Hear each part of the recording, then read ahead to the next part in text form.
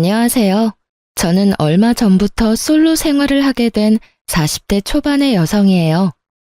제가 당한 일들이 너무 열받고 짜증나서 이혼하고 나서 이렇게 사연 글을 남겨보네요. 저와 이혼한 남편은 저보다 4살 어린 남자였어요. 저는 남편과 사귈 당시에 회사에서 이미 꽤 돈을 벌고 있었고 오랫동안 근속하여 직급도 여자치고는 높은 편이었죠. 남편은 저와는 다른 회사에서 일하는 사람이었고 본래라면 우리에게는 어떠한 접점도 없었을 테지만 아주 우연하게 만나게 됐어요. 친구가 결혼식 청첩장을 돌릴 거니까 나오라고 했는데 거기에 여자 쪽, 남자 쪽 친구 모두 부른 거였어요. 남편은 남자 쪽 관계자로 나왔었는데 알고 보니 직장 후배였다고 하더군요. 그렇게 만나서 이야기하다가 생각보다 사람이 괜찮다는 느낌에 한두 번 더 보고 뒤에 사귀게 되었던 거죠. 정말로 그 당시에는 결혼까지는 가지 못할 거라는 생각을 했어요. 나이도 차이가 좀 나는 데다가 저는 딱히 결혼할 생각은 없었거든요. 혼자 사는 것도 나쁘지 않다고 생각했는데 그 남자와 주말마다 함께 있는 시간이 생각보다 편하고 좋아서 결혼을 결심하게 됐어요. 물론 청혼은 남편이 먼저 했고요. 그때는 주변에서 정말 잘 어울리는 커플이라고 그렇게 칭찬을 했었는데 어째서 지금은 이 모양 이 꼴이 되었는지 정말 이해가 되지 않아요. 남편과 저 사이에 다른 점들이 많았지만 저희는 최대한 상대방을 존중하며 잘 조율해가고 있었어요. 하지만 딱 한 가지만은 서로 양보할 수 없는 일이 있었어요. 바로 돈과 관련된 일들이었죠. 저는 남편보다 돈을 많이 버는 데다가 큰 돈을 써야 할 때는 큰 돈을 써야 뒤탈이 없다고 생각하는 사람이었어요. 특히 가방, 옷, 구두, 장신구 같은 건 하나를 마련하더라도 제대로 좋은 걸 마련해야 한다고 생각했죠. 중요한 장소나 중요한 상황에 사용할 것들은 좋은 것으로 마련하는 것이 저에게도 좋은 이미지를 심어준다고 생각하고 있었거든요. 그렇다고 제가 엄청나게 많은 명품을 쇼핑하는 그런 쇼핑광은 아니에요. 2년에 한 번 짝수년도의 제 생일에 저를 위해 준비를 한 물건들이었어요. 충분히 월급을 모으면 살 수 있는 물건들이었죠. 터무니없을 만큼 비싼 브랜드보다는 최대한 나이에 맞는 가격대가 조금은 저렴한 브랜드를 선호했고요. 귀걸이와 목걸이 같은 장신구들은 어릴 때부터 순금과 순은을 사용할 수밖에 없었어요. 금속 알러지 때문에 어릴 때부터 하나씩 유행에 타지 않는 디자인으로 골라왔었거든요. 그랬기 때문에 평상시에 입는 옷들이나 가방은 그리 비싸지도 않고 가끔은 정말 홈쇼핑에서 파는 4개 몇만 원짜리 옷이 거의 대다수였어요. 그렇지만 남편은 저와는 좀 달랐어요. 돈은 웬만하면 쓰지 않았어요. 그런 점이 신중하다고 생각했지만 지금에 와서 보면 그냥 구두쇠 쫌생이었을 뿐이었어요. 남편에게는 돈 그 자체보다 중요한 건 없는 것처럼 보였거든요. 자기 통장 잔고를 보며 좋아하는 사람이 남편이었고 솔직히 이런 면모가 오히려 신뢰를 줬죠. 돈을 사랑하는 거라면 결혼하고도 굶어 죽을 일은 없을 것이고 다른 여자에게 마음을 빼앗기지도 않겠다 싶었거든요. 그러나 문제는 시부모에게도 있었어요. 시부모와의 첫 만남에서 아주 눈밖에 나버렸거든요. 첫 만남에서 그럴 일 크게 없는데 말이죠. 그건 상견례 날이었어요. 그 전에도 시부모를 만난 적이 있었지만 상견례 날이라 저도 신경을 많이 썼었어요. 최대한 단정해 보이는 비싼 옷에 명품 가방을 메고 갔거든요. 솔직하게 말해서 둘 다 5년도 더 전에 산 옷들이었지만 워낙 유행을 타지 않는 디자인이라 시간이 흘렀어도 괜찮은 편이었거든요. 게다가 중요한 자리이니 최대한 저를 꾸밀 필요도 있다고 생각했고요. 그런데 상견례에서 시부모는 저를 사치스러운 여자로 몰아가더군요. 왜냐면 지나가던 사람이 제 가방을 보고는 1,000만 원 정도 되는 금액일 거라는 말을 시부모가 들었던 것 같아요. 전후 사정은 잘 모르겠지만 시부모는 행인의 그 말에 제가 사치스러운 사람이라고 아예 판을 박아버리더군요. 솔직하게 말해서 시부모가 될 어른을 만나러 오는 자리에 누가 후줄근하게 입고 오고 싶겠어요? 게다가 두 가족이 만나는 자리에서 부모님 면도 있으니 어느 정도는 체면을 차려야 하는 거라고 생각했거든요. 상견례에 옷을 따로 사는 사람들까지 있는 반면에 저는 있는 옷으로 해결한 거니 그렇게 치면 그리 사치스러운 것도 아니었는데 말이죠. 남편이 이미 식장을 잡아놨으니 시부모도 뭐라 하지는 않았지만 제게 그러더군요. 우리 집에 시집 올 거면 사치스러운 버릇은 버려야 한다고요. 검소함이 가장 미덕이라면 말을 하는데 저를 못마땅해 하는 모습이 정말로 가득했죠. 정말 웃기게도 그 당시에는 아무 생각도 없이 네 하고 대답했어요. 제가 사치스러운 버릇을 가지고 있다고 생각지 않았으니까요. 그런데 적은 시부모만이 아니었죠.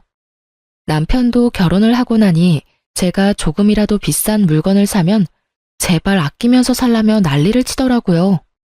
그러다가 그 일이 터져버렸죠. 시댁 친척 결혼식 날이 일주일 앞으로 다가온 날, 제가 휴대폰으로 원피스를 구경하고 있었어요. 자기야, 이 원피스랑 이거 중에 뭐가 괜찮아? 어? 갑자기 웬 원피스야? 그리고 가격이 너무 비싸잖아. 굳이 이렇게 비싼 옷 살 필요 있어? 가지고 있는 옷 중에 아무거나 입고 가. 계절에 맞는 원피스가 별로 없어. 그리고 나는 일 때문에 정장형 옷이 많으니까 원피스도 없고. 그리고 한 번 살 때 좋은 거 사고 싶어서 그러는데 왜 맨날 잔소리야? 당신 가지고 있는 것들도 비싼 거 많잖아. 굳이 비싼 거 뭐하러 사? 싼 거 여러 개 사면 더 좋잖아. 양만 많다고 다 좋은 거야? 그런 건 어차피 오래 못 입어. 비싼 옷은 비싼 값을 하는 거라고. 그리고 나도 일할 때는 싼 거 입고 다니잖아. 그러니까 비싼 거 사지 말고 여기 3, 4만 원짜리 있네. 이런 거 사서 입으면 되지. 남편이 골라주는 걸 보니 답이 없더라고요. 안감도 없고 어린애들 취향의 원피스에 결혼식에 입고 갈 옷은 절대 아니었죠. 이게 나한테 어울린다고 생각해? 그리고 이런 걸 남의 결혼식에서 어떻게 입어? 솔직하게 말해서 내가 돈을 허투루 쓰면 나도 할 말 없어. 그치만 내가 1년에 옷 사는 돈이나 당신이 1년에 옷 사는 돈이나 똑같은 건 알고 있지? 당신은 싼 걸 100벌 사고 나는 비싼 걸 5벌 살 뿐이야. 그런 나한테 매번 사치스럽다고 검소하게 굴라는 건 좀 어이없는 일 아니야? 솔직히 당신이 비싼 물건이 많은 건 사실이잖아. 이러니 엄마도 매번 걱정하는 거고. 그렇다고 내가 당신한테 돈을 더 달라고 했어? 아니면 당신한테 돈을 빌린 적이 있어? 그런 적도 없는데 왜 내가 당신한테 그런 잔소리를 들어야 하냐고. 그리고 내가 돈 모아놓은 게 당신이 모아놓은 거보다 훨씬 많아. 그런데 왜 내가 과소비하는 것처럼 말하는데? 이거 봐. 본인이 잘못한 것도 모르고 고칠 생각도 안 하네. 이러니까 우리 엄마가 당신한테 매번 그러는 거라고. 선 넘지 마. 내가 뭘 잘못했는데? 비싼 거 사면 다 죄인이야? 내가 다른 사람 20벌 살 거 한 벌만 사겠다는 게 그렇게 욕먹을 짓이야? 눈이 있으면 옷장을 봐. 거기에 내 옷보다 당신 옷이 훨씬 많은 건 몰라서 그래? 가격만 저렴한 옷이 수백 벌 있는 당신한테 내가 왜 그런 소리 들어야 하는데? 그리고 어머님 운운하는 것도 웃겨. 어머님도 얼마 전에 결혼식 가신다고 가방 하나 마련하지 않았어? 그것도 당신 때문이잖아. 당신이 비싼 거 들고 있으니 어머님이 비교되는 것 같다고 하시잖아. 그러게 왜 사람들을 그런 식으로 만들어? 그게 내 잘못이니? 그리고 그래서 내가 신혼여행 돌아오면서 명품백 어머님한테 사드리자고 했을 때 당신이 반대했잖아. 그때 사드렸으면 그런 말 듣지도 않았겠지. 결국 제 말에 대꾸할 말이 없었는지 남편 놈이 모르겠으니까 알아서 하라며 나가더군요. 저도 열이 받을 대로 받았어요. 제가 뭘 잘못했어요? 남들이 싼 걸로 여러 개 살 때 모아두고 아껴뒀다가 비싼 거 하나 사는데 그게 왜 남들한테 욕먹을 짓이 된 건지. 그렇게 친척 결혼식 날이 오고 저는 남편과 따로 이동하기로 했어요. 제가 가야 할 곳이 있다고 하고 남편을 먼저 보낸 거죠. 그리고 저는 남편이 제게 추천한 저에게는 맞지도 않은 원피스에 단화를 신고 명품백 대신에 에코백을 메고 결혼식장에 도착했어요. 결혼식장에 들어서니 다들 안 보는 척 보고 있더군요. 시부모와 남편이 눈에 보여 아는 척하며 다가갔더니 시부모가 화난 얼굴로 저한테 그러더군요. 너 이게 무슨 꼴이야? 이러고 남의 결혼식장에 와? 안감도 없어서 훤히 비치는데. 어머님, 이 원피스는 남편이 골라준 3만 원짜리 원피스예요. 비싼 거 절대 사지 말라고 화를 내면서 이걸 골라주더라고요. 남편 의견대로 입고 왔는데 어디 이상한가요? 그리고 어머님도 항상 저한테 비싼 거 가지고 다닌다고 뭐라고 하시잖아요. 그래서 최대한 검소하게 입고 온 건데. 아무리 검소해도 때와 장소가 있는 법인데 너 정말로 며느라기한테 저 옷 입으라고 했어? 아니, 잠깐 싸우다가 제일 싼 옷이 있길래 이야기한 것뿐이에요. 설마 제가 일부러 그랬겠어요? 그렇게 별로야? 평소에는 그렇게 비싼 거 입지 말라더니 이런 거 입고 오니 아예 옆에 있기 싫어? 당신 원하는 대로 해줬는데 왜 싫을까? 그렇게 말하자 남편이 한숨만 푹푹 쉬더군요. 제가 왜 친지 가족들 모이는 자리에서 비싼 걸 입는데요. 남편 체면 세워주려는 것도 모르고 사람을 그렇게 구박하다니. 후줄근하게 입은 제 모습에 아예 곁으로도 안 오려고 하면서 매번 검소 타령은 왜 하는 거냐고요. 그리고 시모를 보니 시모는 남편 말대로 명품 가방을 하나 마련해서 가지고 왔더군요. 어머님, 가방을 새로 사셨네요? 검소한 거 따지시는 분이 명품 가방 가지고 있는 거 보니까 기분이 많이 이상하네요. 항상 사치스럽다고 싫어하셨잖아요. 그래서 저도 오늘은 에코백을 준비해 왔는데 오늘따라 안 맞았네요. 제 말에 시모는 뭐라 말해야 할지 모르더군요. 아마 제가 좋은 옷과 가방을 들고 올 거라고 생각한 듯 했어요. 그런데 막상 후줄근한 모습으로 나오니 그것도 싫은 모양이었죠. 도대체 어느 장단에 맞추라는 건지. 며느리가 안 꾸미고 후줄근하게 다니면 그 욕은 남편과 시모가 듣는다는 걸 모르는 것 같더라고요. 주위에 있는 사람들도 우리 대화를 들었는지 아니면 그런 짐작을 했는지 수군거리더군요.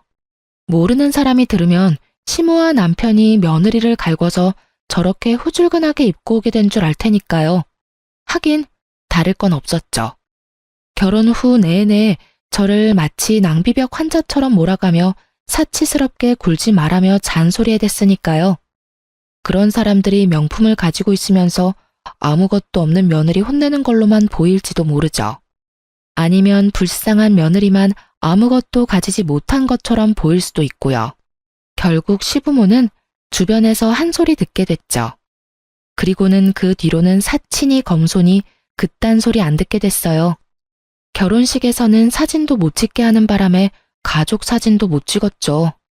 후줄근하게 입고 다니면 옆에 오지도 못하게 하고 비싼 거 입고 다니면 돈지랄 하냐며 잔소리하는 시댁 행태에 정말 어이가 없었지만 그래도 이번 일을 기회로 잔소리는 더 이상 듣지 않게 됐어요. 제가 빡 돌면 이런 짓을 저지른다는 걸 알게 된 남편과 시모는 그 뒤로 저한테 아무 말 하지 않았어요. 그래서 정말 편하게 결혼 생활을 할 수 있었죠. 그리고 결혼 4년 차쯤에 애를 가지려고 그렇게 애를 쓰던 그때 저는 제 물건이 사라지는 일을 겪게 됐어요. 제 물건과 옷을 보관하는 옷장에 넣어둔 가방 하나가 감쪽같이 사라졌더라고요. 제가 어디 잘못 놔둘 성격도 아니고 비싸게 주고 산 물건이 있는 만큼 모든 것은 제자리에 두고 있거든요. 그런데 자주 쓰지는 않던 가방이 사라지니까 당황했죠. 그것도 집안에 놔둔 게 사라져버렸으니 의심할 사람은 남편뿐이었잖아요. 저는 먼저 남편에게 물었어요. 여보, 혹시 저기 있던 가방 못 봤어? 가방이 하나 없어졌네. 가방? 난 모르겠는데. 누가 봐도 여자 가방이면 내가 가져갔을 리도 없고. 혹시 다른 데 놔두고 잊어버린 거 아니야? 태연스러운 남편 말에 저는 정말로 심각하게 제가 잊어버린 게 아닐까 하는 생각이 들 정도였어요.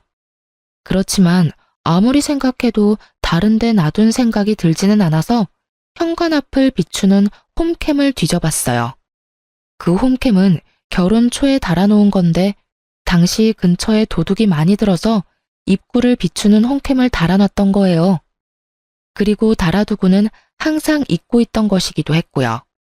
그리고 누군가 제 가방을 들고 나오면 찍힐 정도는 됐죠. 그렇게 확인을 했더니 남편이 가져갔더군요. 당황했죠. 그걸 가져갈 일이 없으니까요. 솔직하게 말하면 엄청 비싼 것도 아니고 브랜드로 치자면 중저가의 디자인도 애매한 가방이었거든요. 저도 그래서 사놓고 보관만 해뒀던 건데 사실 가지고 있는 것 중에는 가장 새 것처럼 보이긴 했거든요. 처음에는 남편이 이걸 가져가서 팔았나 의심했어요.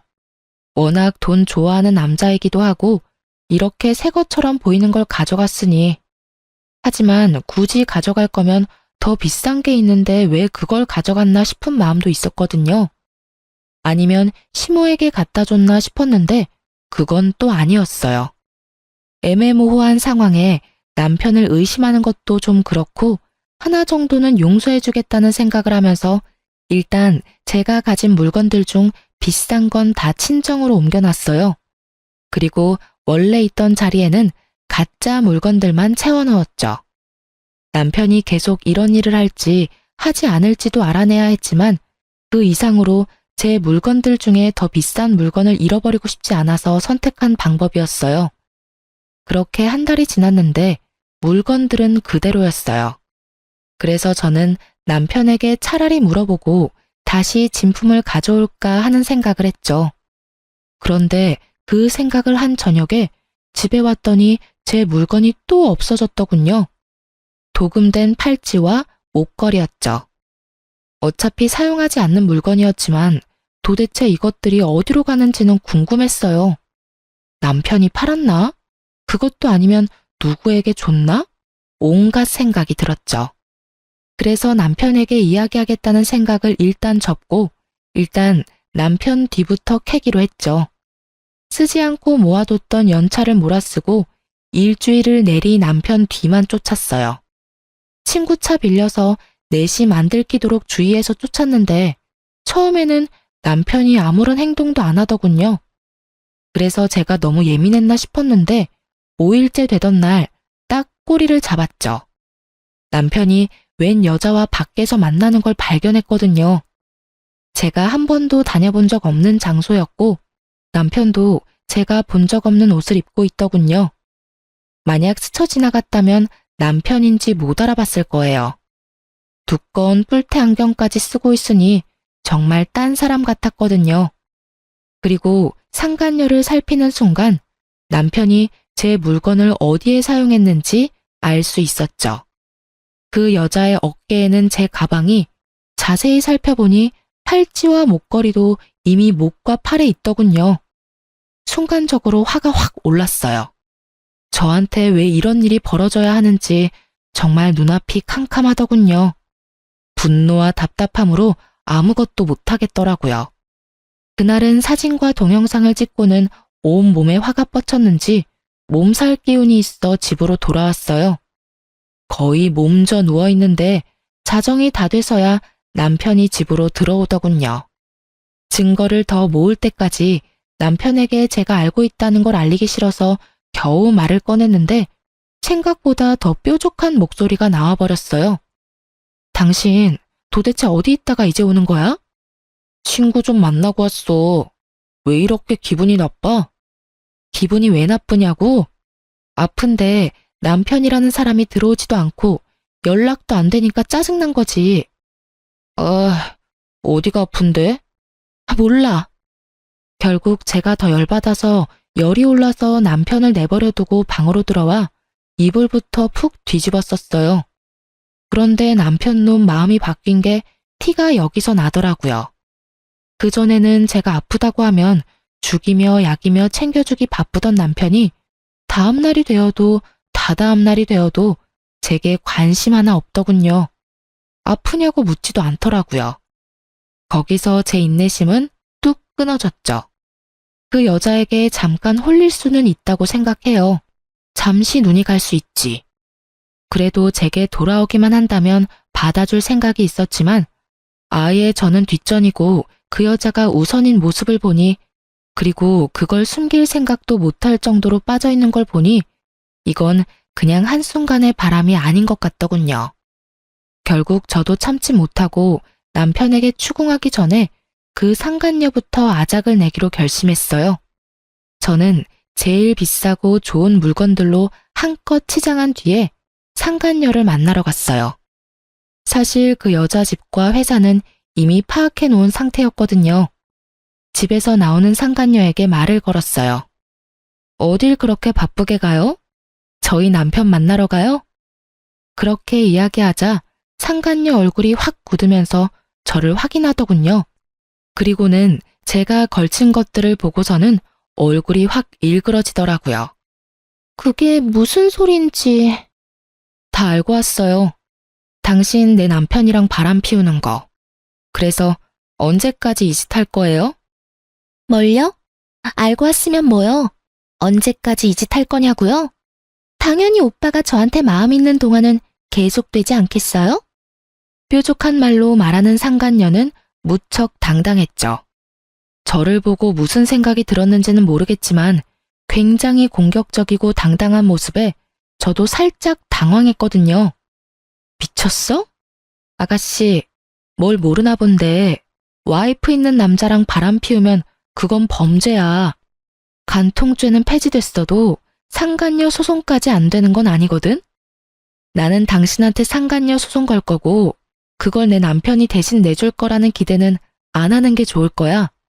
그러니까 이만하고 남의 남편한테 손 떼. 내가 왜요? 우리 사이 방해하는 건 아줌마죠.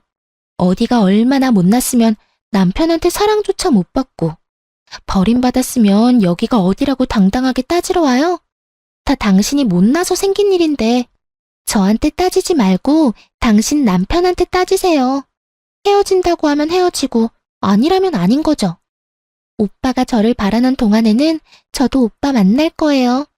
그리고 오빠가 저를 생각하는 마음이 생각보다 크거든요. 제가 오빠에게 이혼해달라고 하면 당장 해줄 사람이라고요.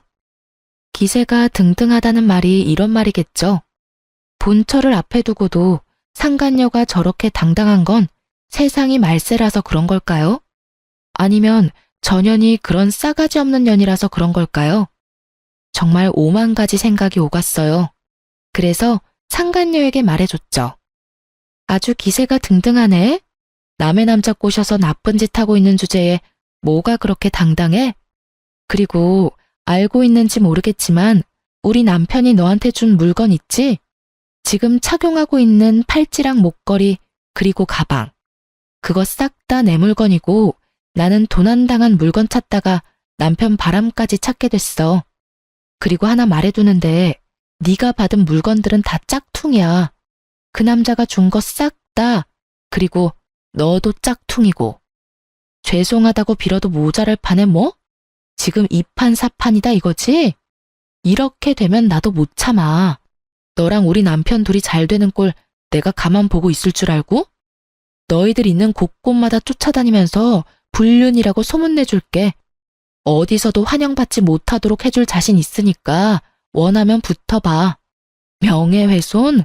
나는 그딴 거 안 무서워. 왜 내가 무서워해야 해?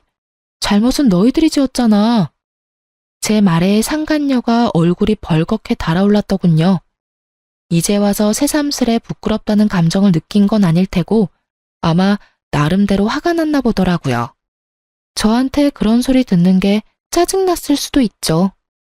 그렇게 상간녀 입 닥치게 만들어 놓고 집에 돌아왔는데 그날 남편이 상간녀에게 무슨 소리를 들었는지 폭탄 선언을 하더군요. 우리 이혼하자. 더 이상 당신이랑 같이 못 살겠어. 그것도 시댁에서 시어른들 다 있는 곳에서 말이죠. 갑자기 무슨 소리야? 저는 시치미를 뚝 뗐어요.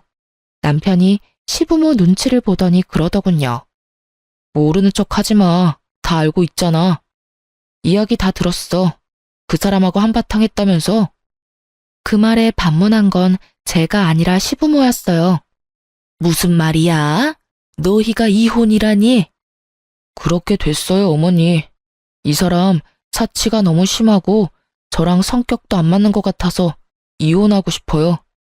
두 분도 이 사람 그렇게 편하게 생각하지 않았잖아요.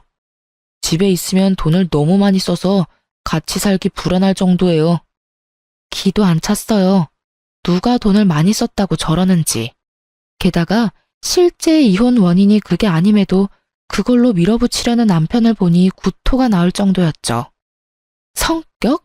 사치? 그거 말고 다른 이유 있잖아. 당신 나 몰래 다른 여자 있는 거 왜 말씀 안 드려? 이야기할 생각이었어. 그리고 곧 있으면 그 사람도 도착할 거고. 남편의 이 말에 정말 놀랐어요. 지금 이 자리에 상간녀를 불렀다니 너무 어이없었죠. 당신 지금 나한테 시위하는 거야? 상간녀를 왜 이 자리에 불러? 그리고 이혼 내가 해줄지 안 해줄지 어떻게 될지 알고 상간녀부터 부르는 거야? 당신이 이혼 안 해줘도 나는 이혼할 거야. 그 여자랑 이미 약속했어. 당신이랑은 정말 다른 여자야. 여리고 착하고 얼마나 검소한데. 그래서 마누라 물건 훔쳐다가 상간녀한테 선물로 줬어? 그래. 너는 검소해서 다른 사람 물건 도둑질해서 다른 여자한테 선물해줬어? 미친 소리도 작작 해야지. 아무리 짠돌이 쫌생이라도 정도가 있는 법이야. 제 말이 끝나기가 무섭게 상간녀가 시댁에 찾아왔어요. 아주 시부모가 좋아하는 모습을 하고 말이죠. 남편에게 미리 언지를 들었나 보더라고요. 수수한 투피스에 눈에 띄지 않는 패션으로 이곳까지 왔더군요. 그 모습에 시부모도 유심히 그 여자를 보더니 이내 흡족해하는 모습이더군요. 정말로 상간녀는 제가 처음 봤을 때와는 정반대로 순진한 얼굴로 여기 왔거든요. 그 모습 보고 정말 오만정이 다 떨어지더군요. 여기서 또 보네요? 그때 엄청 큰 소리 치면서 가셨는데 불쌍해서 어떡해요. 오빠가 저한테 결혼하자고 했어요. 저는 오빠가 재혼이라도 상관없거든요. 우리는 정말로 사랑하니까요. 그렇게 말하는 상간녀의 가증스러운 모습에 저도 그냥 다 놔버렸어요. 제가 누구 좋자고 아득바득 붙잡고 있는지 결국 저도 말했어요. 아직 이혼도 안 한 마누라랑 시부모 앞에서 상간녀까지 소개시켜주고. 아주 대단한 사람이야. 이혼해 줄게. 나도 와이프 놔두고 어린 여자랑 바람피는 놈도 싫고 와이프 물건 훔쳐다가 상간녀에게 갖다 바치는 놈도 싫어. 불륜남이 도둑질까지 하는데 내가 데리고 있을 필요 없지. 대신 이혼은 무조건 소송으로 갈 거야. 나는 합의는 절대 안 해. 알지? 당신은 소송이든 합의든 유리한 거 하나도 없어. 그리고 상간녀, 너도 마찬가지야. 내가 상간녀 소장 당신 회사나 집으로 날려줄 테니까 어디로 올까 전전긍긍하면서 열심히 기다리고 있어. 예, 그런데 왜 우리 아들이 이혼에 책임이 있어? 바람 좀 핀 거 이해 못 해주는 여자가 잘못이지. 이해하고 못하고가 아닌 거 아시죠? 지금 저 사람 딴 년 데리고 결혼하겠다고 온 거거든요. 눈이 있으면 좀 보시라고요. 이해를 해주면 뭐요? 첩년이라도 끼고 살도록 두 집 살림하도록 놔두라는 말이에요? 세상이 어떤 때인데 앞뒤 구분도 못하고 아들 편만 들어요? 그럼 우리는 네가 우리 아들 돈으로 명품이나 사재 끼고 낭비벽이 심한 걸로 소송할 거야. 누가 누구한테 뭘 사줘요? 당신 도대체 시어른들한테 뭐라고 거짓말한 거야? 어머님, 똑바로 들으세요. 제가 가지고 있는 비싼 물건들 중에 남편이 사준 거 단 하나도 없어요. 남편이 워낙 구두쇠라 결혼 반지도 반반 나눠서 했다고 하면 말 다 한 거 모르세요? 그렇게 우기고 싶으면 열심히 우기셔도 돼요.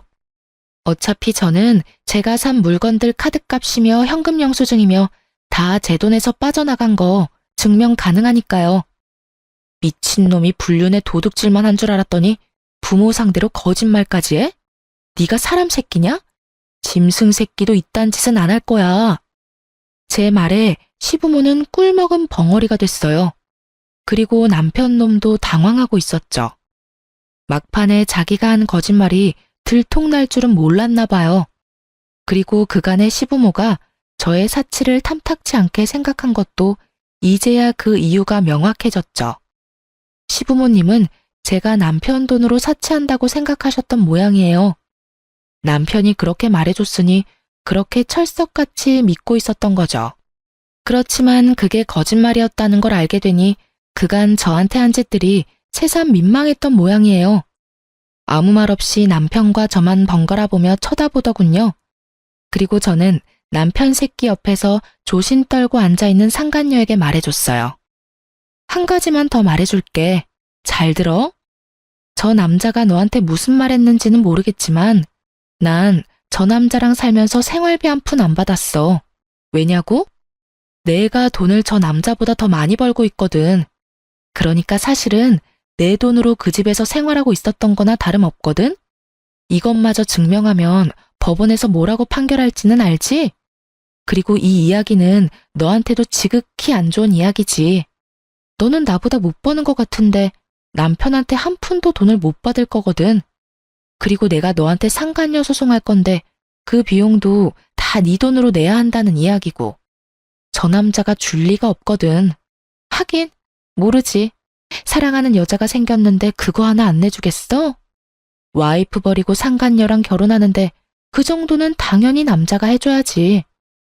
어쨌든 둘 다 잘 알아둬.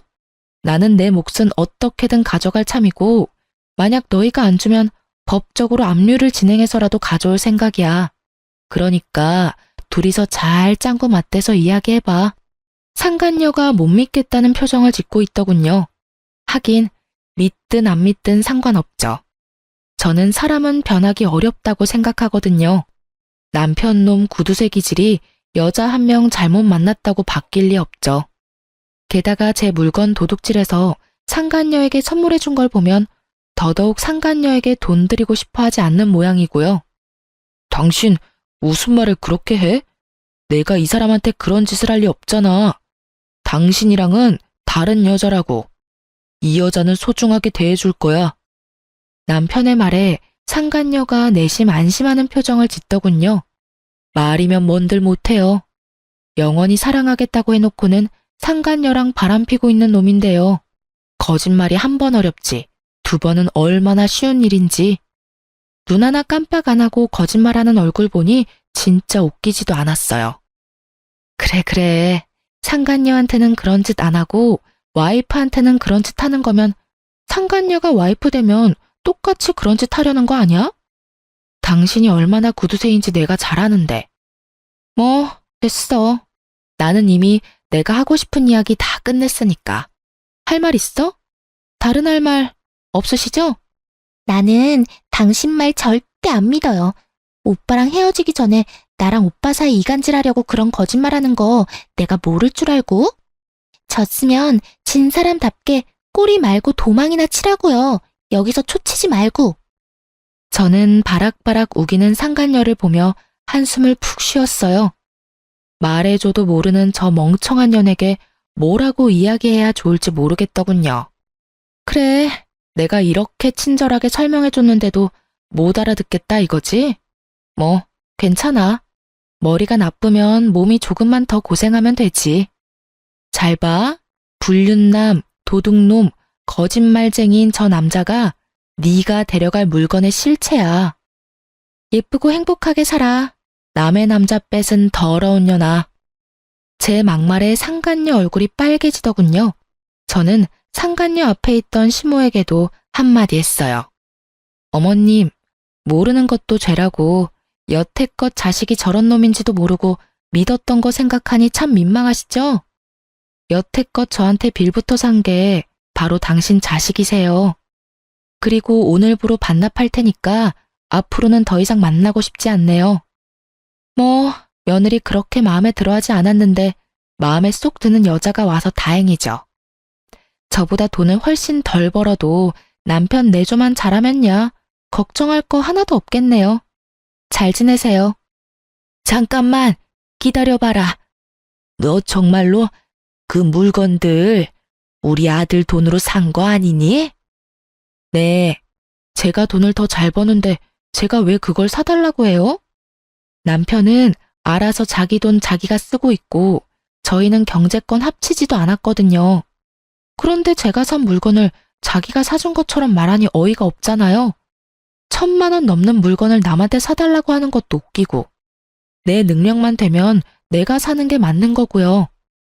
그러면 네 월급이 아들 월급보다 훨씬 많다는 게 진짜로 사실이야? 그게 알고 싶으세요? 남편이랑 저는 직군도 다르고 직위도 달라요. 저는 남편보다 적어도 100만 원은 더 벌어요. 그러니까 제가 남편한테 사달라고 할 일도 없고요. 못하면 월급 명세서 보여드려요? 제가 메일로 온 월급 명세서를 보여주고 나서야 시모는 제게 아무 말도 안 하더군요. 그리고 제 월급 명세서를 본 상간녀는 눈에 띄게 불안해지기 시작했고요. 딱 보니 제 말이 사실인 것 같아서 초조한 거겠죠. 상간녀가 이런 초강수를 둔 건 아마 제가 비싼 물건으로 치장하고 간 탓이 큰 것 같았거든요. 명품을 걸친 제 모습에서 자신의 미래를 본 거겠죠. 돈의 출처가 아예 달라서 그런 미래는 없겠지만요. 서서히 밝혀지는 진실이 자기 생각과는 전혀 다른 방향이라는 걸 깨닫고 당황한 것처럼 보이기도 했어요. 당신도 월급 명세서 보여드려. 그래야 마지막 의문이라도 풀리실 거 아냐?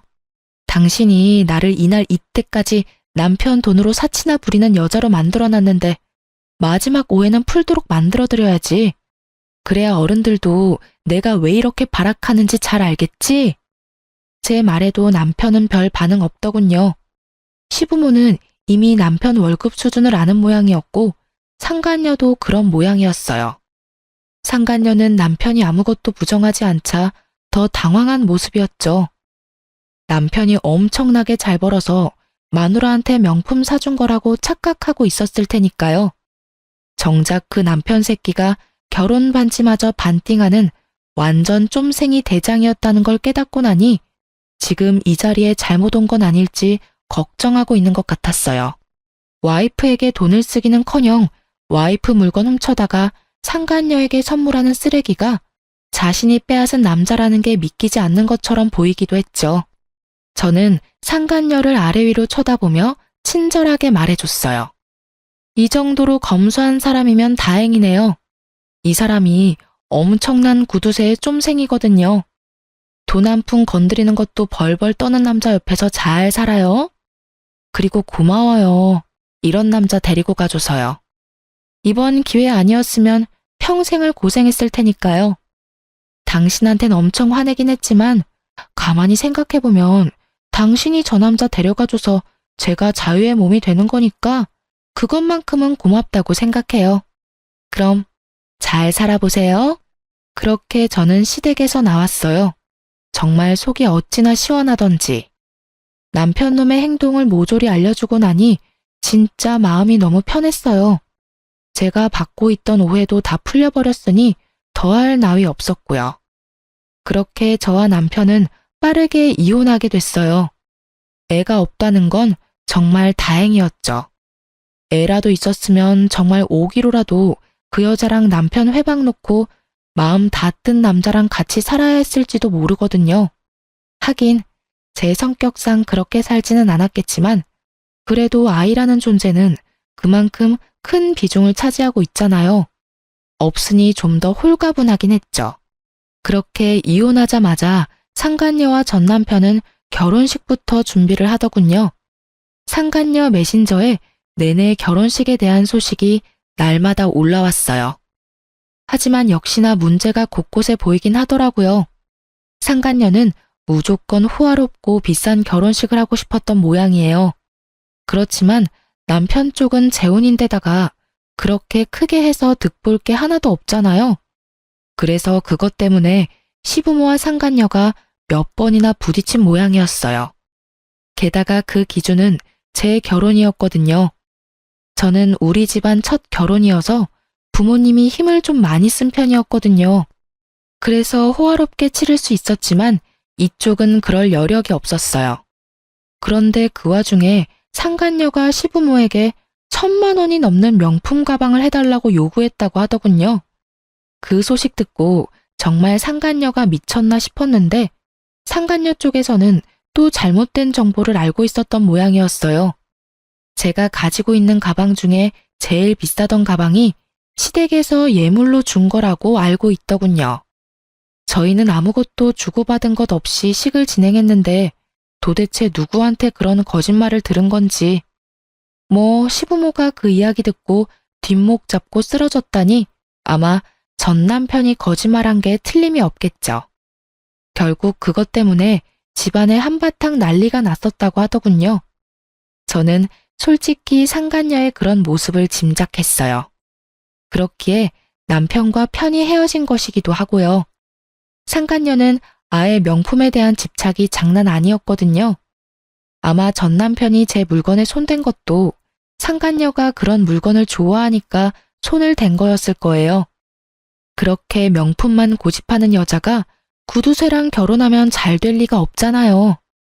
나중에는 그 가방 문제가 불거지는 바람에 상간녀와 전 남편이 엄청 싸웠다고 하더군요. 돈을 한 푼도 안 주겠다는 전 남편과 속아서 결혼하게 됐다는 상간녀가 싸울 수밖에 없었던 것 같아요. 그리고 시부모는 상간녀가 순진하고 검소한 여자인 줄 알고 맞이했다가 결국 뒤통수 세게 얻어맞은 꼴이었고요. 상간녀의 그런 행동을 눈앞에서 목격하고 나니 제가 얼마나 경우가 바른 사람이었는지 깨닫게 된 것 같았죠. 정말 그 집 이야기를 듣는데 얼마나 웃기던지. 그리고 상간녀 위자료도 결국은 상간녀가 내더군요. 제 예상대로 쫌생이 남편놈은 그걸 내주지 않았고요. 거기서 제 이야기가 모두 맞다는 걸 눈치챈 상간녀가 남편놈에게 욕을 해대며 떠나간 건 어찌 보면 당연한 수순이었죠. 그런데 두 사람의 파혼은 청첩장까지 다 돌리고 식장이며 스튜디오며 모든 것이 취소 불가 시점이 된 이후였기 때문에 그 손실은 고스란히 전 남편이 모두 떠안았다고 해요. 그 탓에 전 남편은 상간녀 찾아다니며 돈 내놓으라고 파혼으로 발생한 취소 비용 다 갚으라며 사람 괴롭히며 쫓아다니는 중이라고 하더군요. 상간녀도 참 웃기죠. 그렇게 사랑하느니 마느니 할 때는 남편과 못 붙어 먹어서 안달이더니 남편놈의 성격을 알고 나니 벗어나려고 애를 쓰다니. 그럴 거면 왜 남의 남자를 건드렸는지 몰라요. 벌집을 꼭 쑤셔봐야 벌집인 걸 확인 가능한가요? 딱 봐도 건드리면 안 되는 건 눈에 보이는 법인데 말이죠. 결국 그렇게 주변 사람들에게 이혼 후 재혼이 파혼이 된 남자로 소문난 전 남편이 상간녀와 트러블 생긴 이후로 저한테 계속 전화를 하더군요. 몇 번 무시했는데도 전화가 계속 오길래 한번 받아줬어요. 그랬더니 정말로 뻘소리를 짓거리더군요. 내가 생각해보니까 정말로 내가 잘못했다는 생각이 들었어. 세상에 당신만큼 괜찮은 여자가 없다는 걸 왜 이제야 알게 됐는지 모르겠어. 나 정말로 당신한테 미안하고 사죄하는 마음 가지고 있어. 그리고 여전히 당신을 향한 마음도 남아있고. 그 여자는 정말로 한때뿐인 여자였어. 나에 대해 잘 모르면서 결혼하자고 해놓고는 자기 마음대로 돈 못 쓰니까 헤어지자더라? 그런 여자한테 왜 홀렸는지 정말 나도 이해가 안 돼. 마치 저를 향한 고해성사와 사랑을 고백하는 것처럼 들리는 말은 하나부터 10까지 모두 변명이었어요. 본인 사랑놀이에 다른 사람 희생시켜 놓고는 그 사랑놀이가 파토났다고 다시 저한테 달려오는 꼴이 정말 보기 싫을 만큼 더러웠어요. 미안하다는 말이지? 용서해줄게. 아니, 용서하고 말고 할 게 어딨어? 이미 우리 사이 다 끝났잖아. 재산으로도 서류로도 마음으로도. 사과는 받아줄 건데 앞으로 연락은 하지 마. 우린 남이야. 그것도 악연으로 이어져서 뒤숭숭한 관계. 나는 그렇게 생각 안 해. 당신 생각 많이 했어. 내가 당신한테 한 짓들 평생을 가도 용서 못할 거라는 거 알아. 그러니까 내가 평생 용서를 구할 수 있도록 당신이 다시 돌아와주면 안 될까? 나는 당신을 놓치고 싶지 않아. 지랄 육갑을 떨고 앉았네. 평생? 내가 미쳤어? 당신 같은 놈이랑 평생을 같이 하게? 미친놈한테 허튼 소리를 들으니 정신이 나갈 것 같은데? 앞으로 나한테 연락하지 마. 그리고 이딴 미친 제안할 거면 더더욱. 한 번만 더 이딴 소리 하려고 전화하고 문자 보내면 나 당신 스토커로 경찰에 신고할 거야. 알겠어?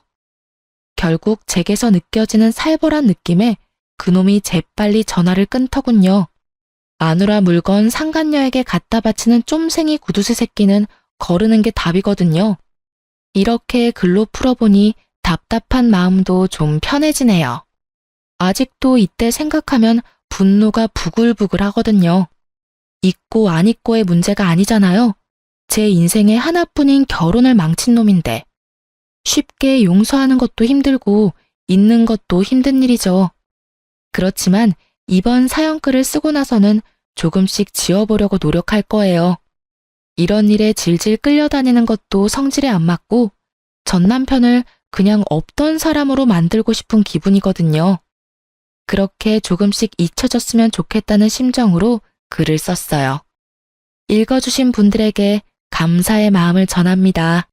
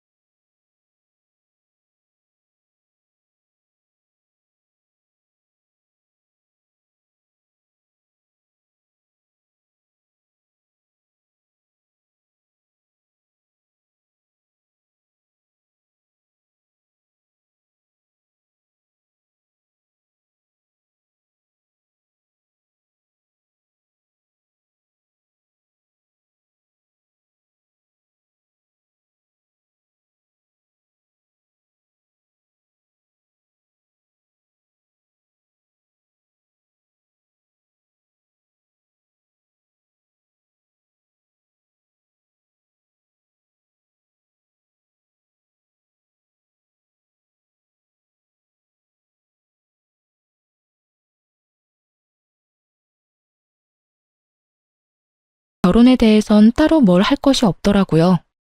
그저 동서의 짐을 빼서 집 앞에 내팽개쳐 놨더니 쥐도 새도 모르게 가지고 갔다고 했어요. 전동서의 진짜 남편은 소송이 진행되며 회사의 모든 사실이 알려져 당연스럽게 회사에서 잘리게 되었고, 실력 좋은 변호사분이 합의는 절대 없다는 서방님의 의견을 적극 반영해 최선을 다해 사기죄 최대 형량을 받아내겠다고 하더군요. 이 어이없는 상황에서 더 어이없는 소식이 전해졌는데 그게 무엇인지 예상이 되시나요? 그건 바로 전 동서의 진짜 남편이었던 박대리가 그 없는 살림에 비싼 변호사를 선임해 모든 죄를 동서에게 덮어 씌우려고 했다지 뭐예요? 그럼 뭐 하나요? 증거가 차고도 넘치는걸요. 괜한 돈 낭비만 하고 다니는 진짜 남편과는 달리 전 동서는 진짜 남편에게 배신당하고 자포자기한 상태에서 판결만 기다리고 있는 상태라고 하더군요. 그렇게 그 거머리 같은 사기꾼들과의 인연은 끝이 났어요. 전 여전히 시댁과 친정의 도움을 받으며 잘 지내고 있어요. 언젠가 두 사람은 결국 깜빵에 가게 되었다고 듣긴 했는데 형량을 얼마나 받은 것인지 그 후엔 어떻게 되었는지 묻진 않았어요. 괜한 상처를 들춰내는 짓인 것만 같아서요. 한동안 서방님, 아니 도련님은 힘들어 하시더라고요. 애써 숨기려고 노력했지만 훤히 다 보여 제 마음이 더 아프더군요. 하지만 시간이 약이라는 말이 딱 맞는 게 요즘은 꽤 많이 잘 지내고 있어요. 최근에 제가 급하게 일이 있어 도련님께 아이의 하원을 부탁한 적이 있는데 그날 딸을 데리러 간 도련님이 선생님에게 반하신 건지 선생님에 대해 이것저것 물어보더라고요. 참고로 전 대찬성이에요. 그렇지 않아도 평소 제가 좋게 보던 분이라 내심 잘 됐으면 하는 마음으로 앞으로 자주 딸의 하원을 부탁할 계획이에요. 아, 그리고 최근에 시댁에서 건물 한 채를 넘겨주셨어요.